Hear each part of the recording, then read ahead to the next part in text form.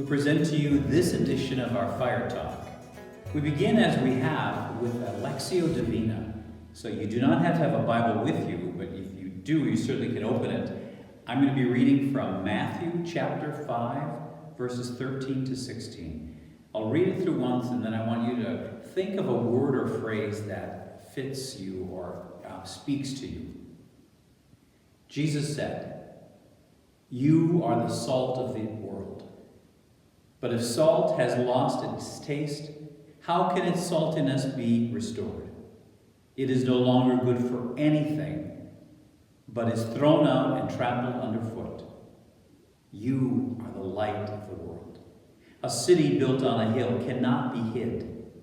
No one, after lighting a lamp, puts it under a bushel basket, but they put it on a lampstand, and it gives light to all in the house.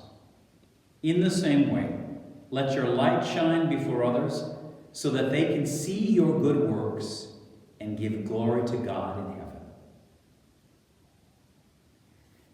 Now, alone, or if there are people with you, share what word or phrase speaks to you from those passages.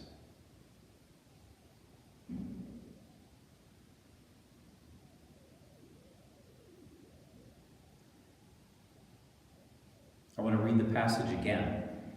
And this time I want you to listen and to share about how this can affect you and how it motivates you to live. You are the salt of the world. But if salt has lost its taste, how can its saltiness be restored? It is no longer good for anything, but is thrown out and trampled underfoot. You are the light of the world. A city built on a hill cannot be hid. No one, after lighting a lamp, puts it under a bushel basket, but rather on a lampstand, and it gives light to all in the house. In the same way, let your light shine before others, so that they can see your good works and give glory to God in heaven. How can you live out one of those phrases or ideas from those passages? Take a moment to share that.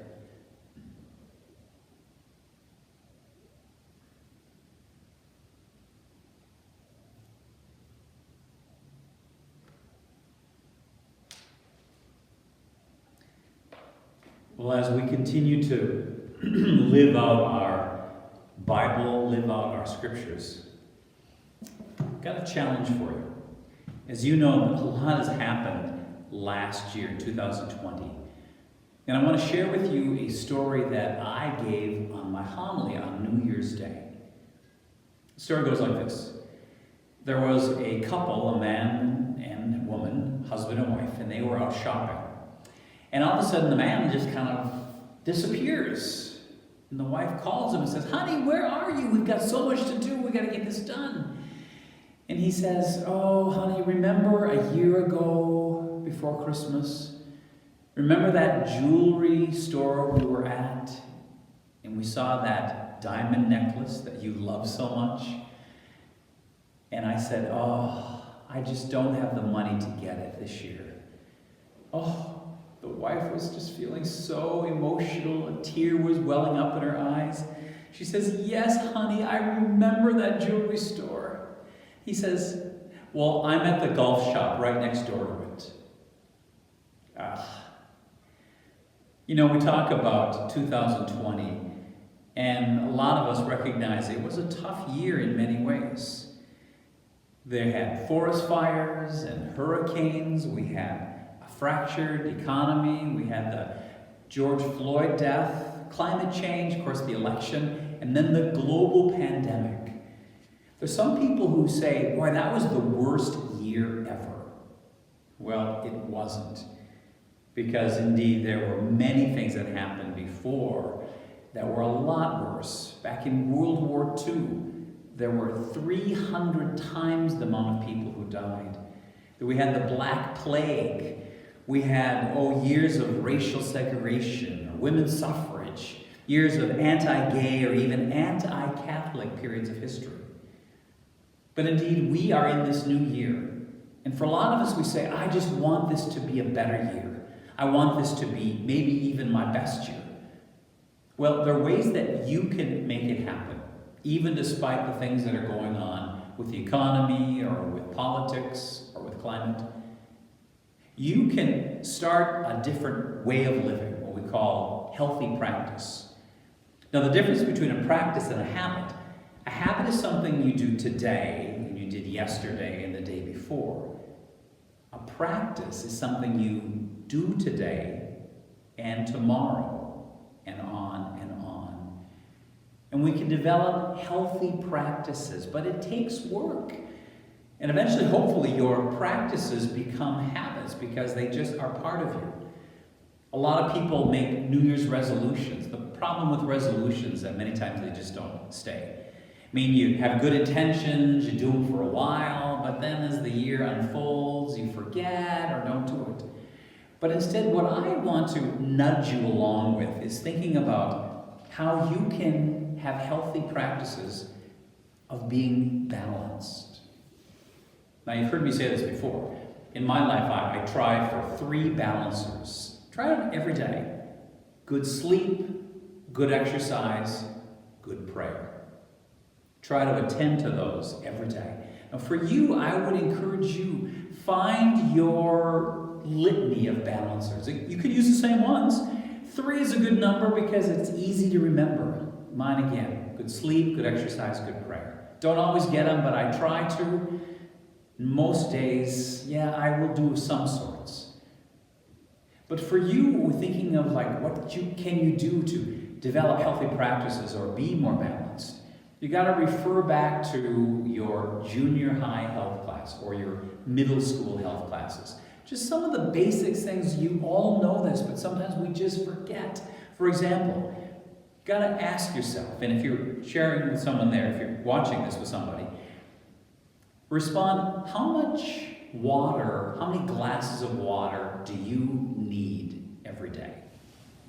Not how much do you get, how much do you need? Everybody's different.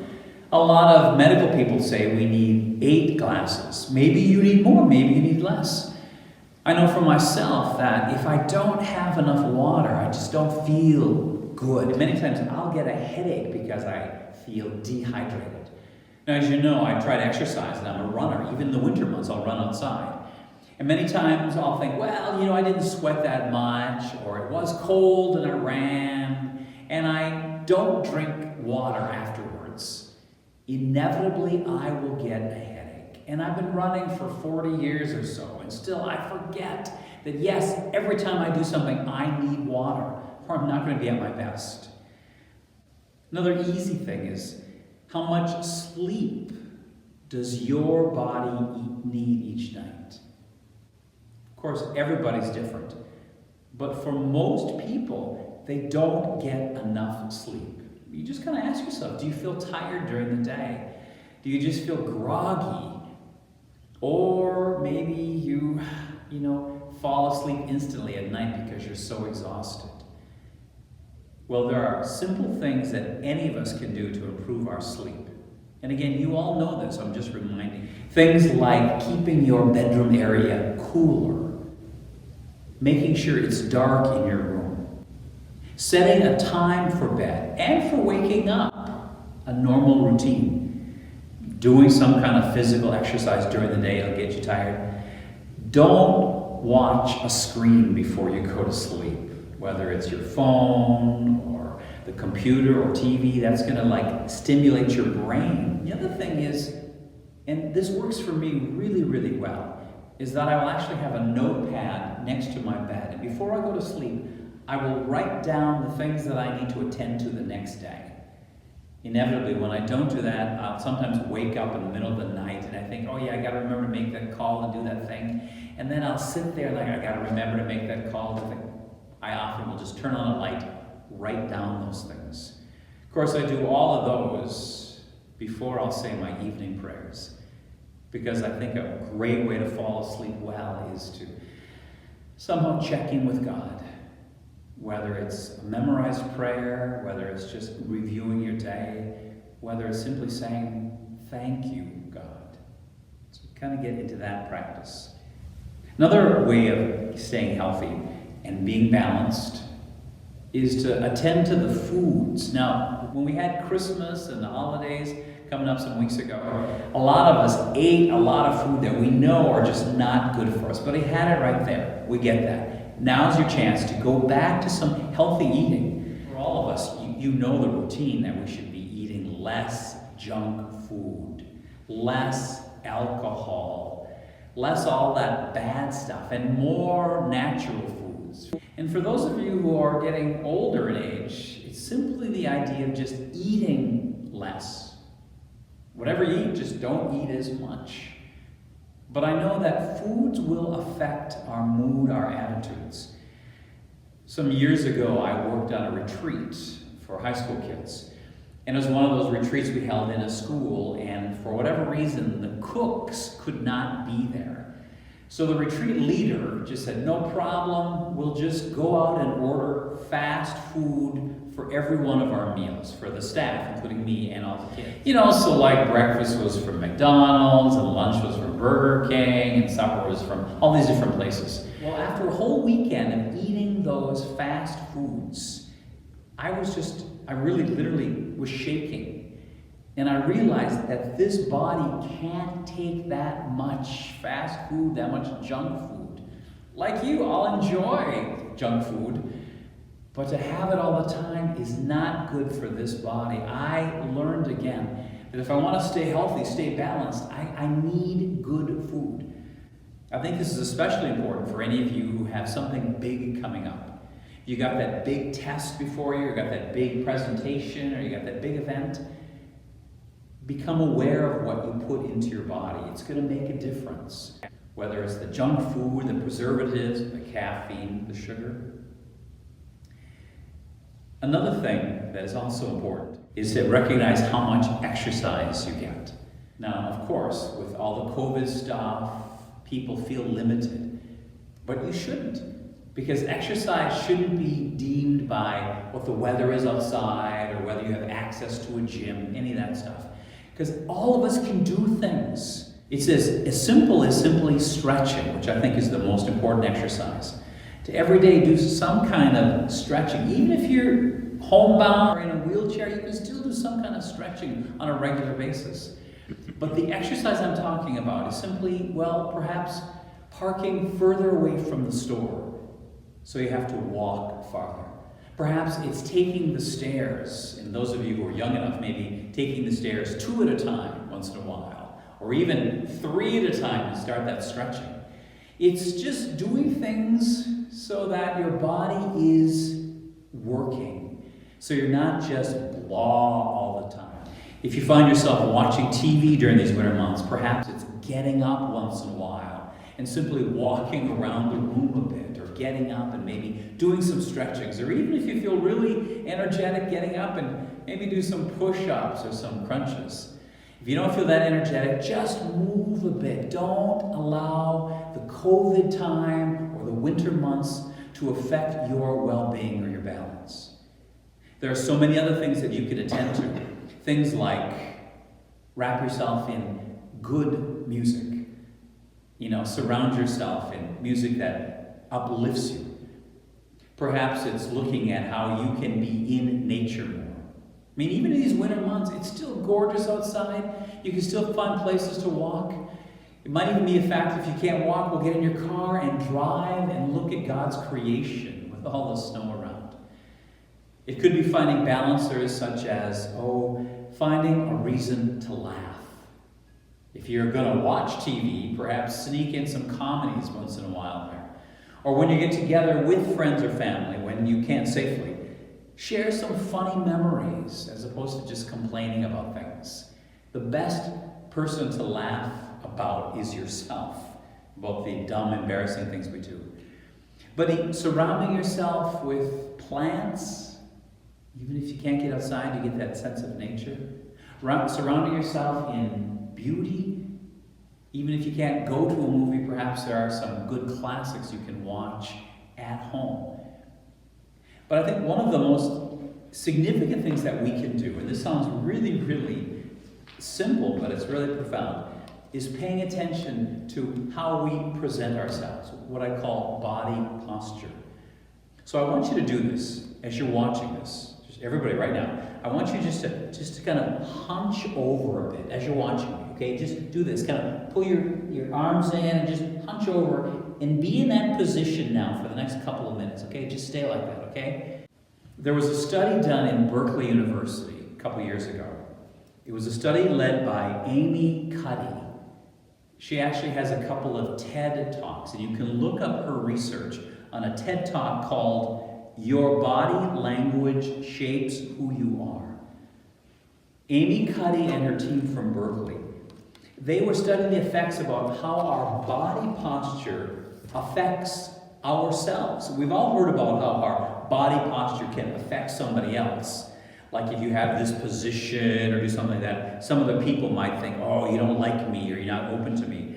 But what they did is they looked about how you stand or sit, that's going to affect your well-being. Okay, so if you're hunched over, go ahead. You can sit back. What their study revealed is that our posture affects two key hormones. This is for everybody. One is testosterone, which we all have. And this is our dominance or our confidence hormone. The other hormone is called cortisol. This is the bad hormone. This is stimulated by stress. It can cause muscle breakdown or fat to kind of settle in your gut.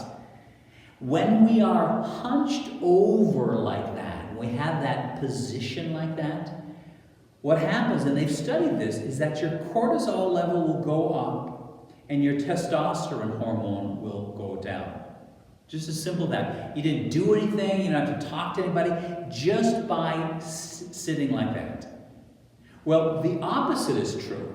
So I want you to do this, those of you, I want you to actually get out of your chair right now, and I want you to stand for a couple minutes in what we call the Wonder Woman pose. You got that? Got your chest up, maybe head up, but put your hands on your hip. Just try that. Just stand there like that.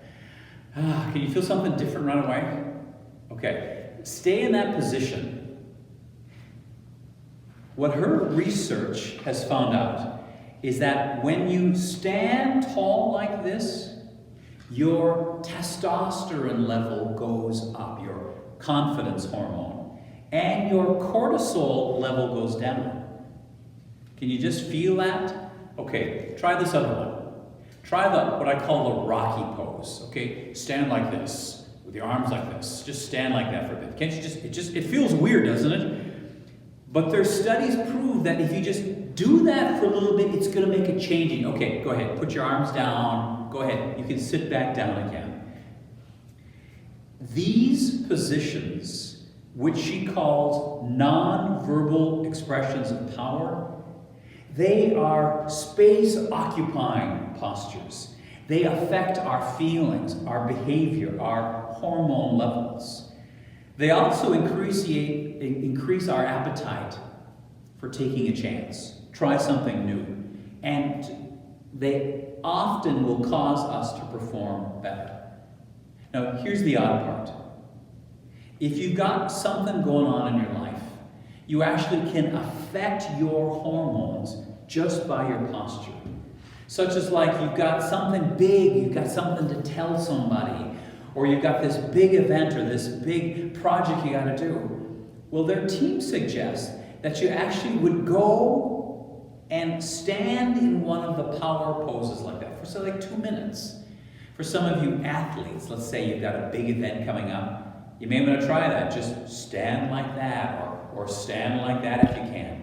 And it makes an effect. This is not just a psychological thing, but it's actually scientifically proven to affect our hormone level. It's amazing. Just 2 levels or 2 minutes.